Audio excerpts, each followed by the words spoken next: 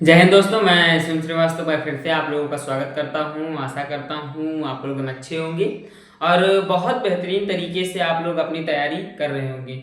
आशा है कि आप लोगों ने अब तक वीडियो के थंबनेल से समझ लिया होगा कि वीडियो किस पर आधारित होने वाली है।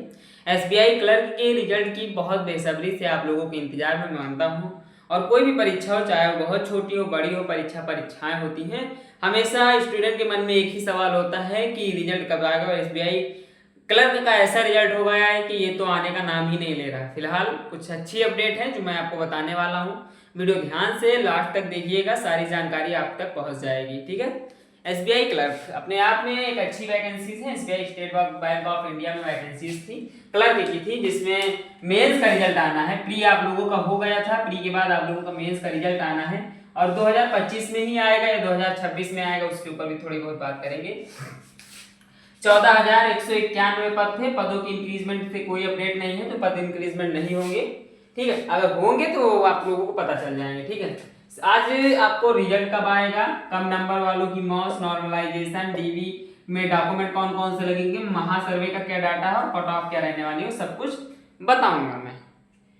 सबसे पहले तो वीडियो शुरुआत करने से पहले बता देता हूं कि नॉर्मलाइजेशन क्या होगा। देखो, नॉर्मलाइजेशन के बारे में अगर मैं चर्चा करूं आप लोगों से, तो नॉर्मलाइजेशन अपने आप में मान लीजिए कहीं 10 से लेकर 15 नंबर तक का आपको देखने को मिल सकता है, पर हर स्टेट में नहीं देखने को मिलेगा। हर स्टेट में नहीं मिलेगा, हर शिफ्ट में भी नहीं मिलेगा, किसी किसी शिफ्ट में मिलेगा।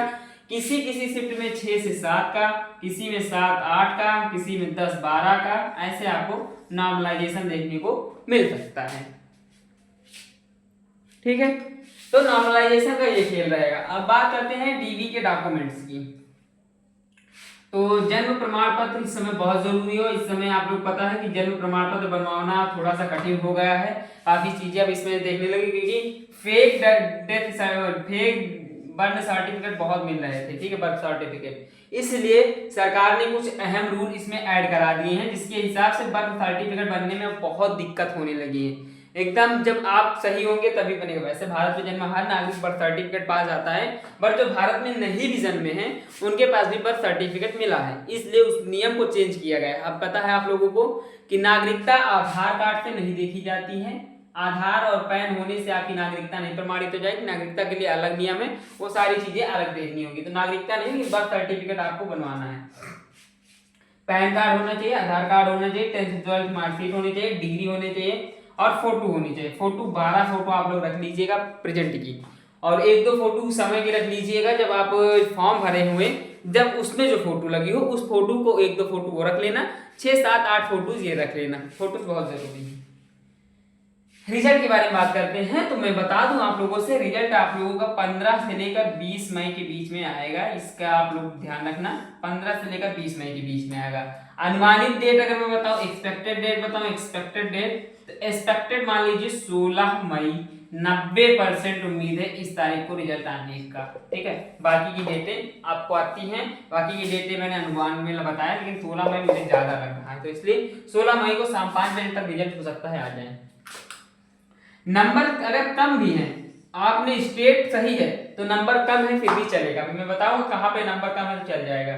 ठीक है, डॉक्यूमेंट बता दिए, महासर्वे का डाटा मैं आपको बताने वाला हूं। तो यहाँ पे मैंने दो तरह की स्टेट रखी, एक मैंने रेड रखा है और एक मैंने ग्रीन रखा है।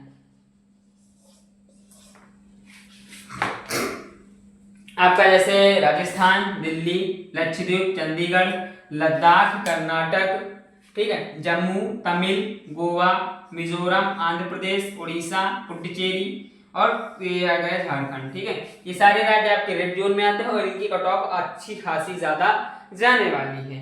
उसके बाद आपका Bihar, UK, UP, west Bengal, HP, Chhattisgarh, Haryana, Telangana, Andhra, Andaman Nicobar, Sikkim, Assam, इनकी जो कट ऑफ है थोड़ी इसके आसपास कम मिलेगी, पर मिलेगी इतनी लगभग। ठीक है, अगर मैं बात करूं यहाँ पे जनरल की कट ऑफ की, तो 72 से 73 जा सकती है। ओबीसी के बारे में बात करूं तो 70 से 71।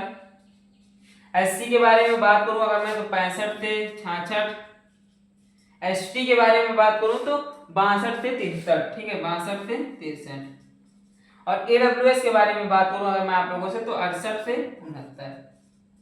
इस तरफ आप +5 कर लीजिएगा, और दोनों से जब +5 आप कर लेंगे तो दोनों से -2 जरूर कर लीजिएगा, क्योंकि जो आपका डाटा आया है मैंने उसमें +2 कर लिया है, इसलिए ताकि आप लोगों को ज़्यादा दिक्कतें ना हो। और हमेशा याद रखना कि अगर क्वेश्चन कटते भी हैं तब भी फायदा आप लोगों का हो सकता है, कभी कभी वही क्वेश्चन कट जाते हैं तो क्वेश्चन आपके गलत है।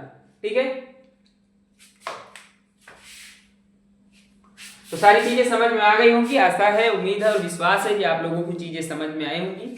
जो कटा मैंने बताई है वो डाटा आप लोगों से मिला है, और जो जानकारी मैंने दी है वो जानकारी मैंने सर्च के माध्यम से निकाली है, कुछ ऑफिशियल अपडेट्स के माध्यम से निकाली है, कुछ इधर उधर की न्यूज़पेपर से निकाली है। तो जो भी चीजें बताई सही बताई। 16 मई को उम्मीद है कि शाम 5 बजे तक आप लोगों का रिजल्ट आ जाएगा।